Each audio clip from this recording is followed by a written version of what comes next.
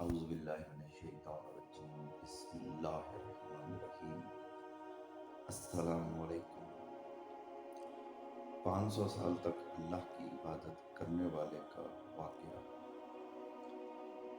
امام حاکم شہید نے مستدرک حاکم میں حضرت جابر بن عبداللہ انصاری سے ایک لمبی روایت نقل فرمائی ہے جو صحیح سند کے ساتھ مروی ہے، اور اس حدیث کو امام منظری رحمۃ اللہ علیہ نے الترغیب والترہیب میں نقل کیا ہے۔ عربی عبارت کافی لمبی ہے، اس لیے اس کا خلاصہ پیش کیا جا رہا ہے، شاید کسی کو فائدہ ہو۔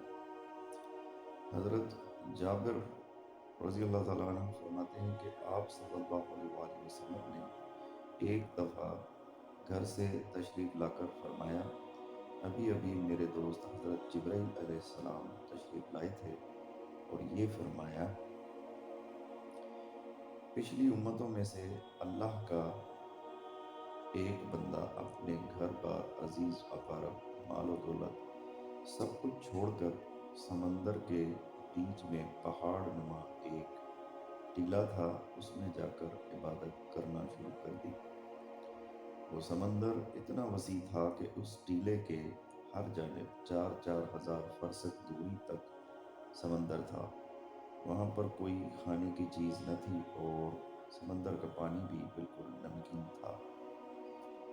اللہ تعالیٰ نے اپنے فضل سے اس میں ایک انار کا درخت لگا دیا اور انگلی کے برابر میٹھے پانی کا چشمہ جاری کر دیا۔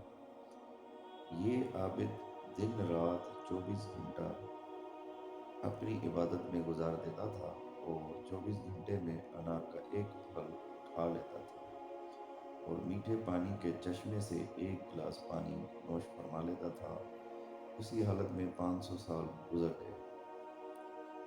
500 سال کے بعد جب اس عابد کی موت کا وقت آیا تو اس نے اللہ تبارک و تعالیٰ سے دعا مانگی کہ سجدے کی حالت میں اس کی روح پرواز کر جائے اور اس کی ناش کو مٹی وغیرہ ہر چیز پر حرام کر دے اور قیامت تک سجدے کی حالت میں صحیح و سالم رہے۔ اللہ تعالیٰ نے اس کی دعا قبول فرمائی۔ سجدے کی حالت میں اس کی موت ہو گئی اور اللہ تعالیٰ نے وہاں ایسا انتظام کر رکھا ہے کہ قیامت تک وہاں کسی انسان کی رسائی نہیں ہو سکتی۔ قیامت کے دن اس عابد کو اللہ کے دربار میں حاضر کیا جائے گا تو اللہ پاک فرشتوں سے فرمائے گا، میرے اس بندے کو میرے فضل سے جنت میں داخل کرو۔ تو وہ عابد کہے گا، ربی بے عملی، اے میرے رب بلکہ میرے عمل کے بدلے جنت میں داخل کر دیجیے، کیونکہ میں 500 سال تک ایسی عبادت کی ہے جس میں کسی قسم کی ریاکاری کا شائبہ بھی نہیں تھا۔ اللہ پاک پھر فرمائے گا کہ میری رحمت سے داخل کرو، تو یہ بندہ کہے گا کہ میرے عمل کے بدلے میں داخل کیجیے۔ تو اس پر اللہ پاک فرمائے گا کہ اس کے عمل اور میری دی ہوئی نعمتوں کا موازنہ کرو۔ موازنہ کر کے دیکھا جائے گا کہ اللہ نے اس کو بینائی عطا فرمائی ہے، صرف بینائی کی نعمت اس کی 500 سال کی عبادت کا احاطہ کر لے گی۔ اس کے بعد پورے جسم میں کان کی نعمت، زبان کی نعمت، ہاتھ کی نعمت، ناک کی نعمت، پیر کی نعمت، دل و دماغ کی نعمت، ان سب کا بدلہ باقی رہ جائے گا۔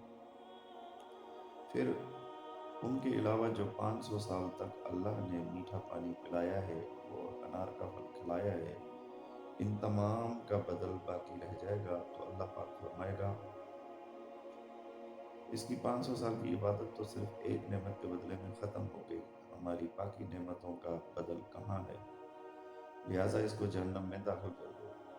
تو فرشتے اسے گھسیٹ کر جہنم کی طرف لے جانے لگیں گے تو وہ چلانے لگے گا، رب برحمتک ادخلنی الجنت، اے میرے رب محض اپنی رحمت سے مجھے جنت میں داخل فرما دیجئے۔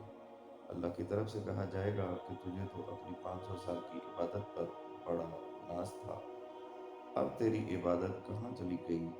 اور خطرناک سمندر کے بیچ میں نے تجھے انار کے پھل کھلائے اور 500 سال تک مسلسل میٹھا پانی پلایا۔ میری ان نعمتوں کا بدلے میں تم کیا لائے ہو؟ تو وہ کہے گا، اے اللہ، اپنی رحمت سے مجھے جنت میں داخل فرمائیے، آپ کی رحمت کے بغیر کچھ بھی نہیں ہو سکتا۔ پھر آخر میں جب حجت تمام ہو جائے گی تو اللہ تعالیٰ فرمائے گا، میری رحمت و میرے فضل کے ذریعے اس کو جنت میں داخل کرو۔ پھر وہ اللہ کی رحمت ہی کے ذریعے جنت میں داخل ہو سکے گا۔ بھائیو، اگر اللہ نے کسی کو نیک عمل کی توفیق عطا فرمائی ہے تو اس کو خوش فہمی میں مبتلا نہیں ہونا چاہیے، اللہ سے ڈرتے رہنا چاہیے۔ یہ جو اللہ نے موقع ثابت فرمایا ہے، عنایت فرمایا ہے، یہ بھی اللہ کی طرف سے بہت بڑا انعام اور توفیق ہے۔ اگر اللہ کی طرف سے توفیق نہ ہو تو موقع ہونے کے باوجود انسان عمل نہیں کر سکتا۔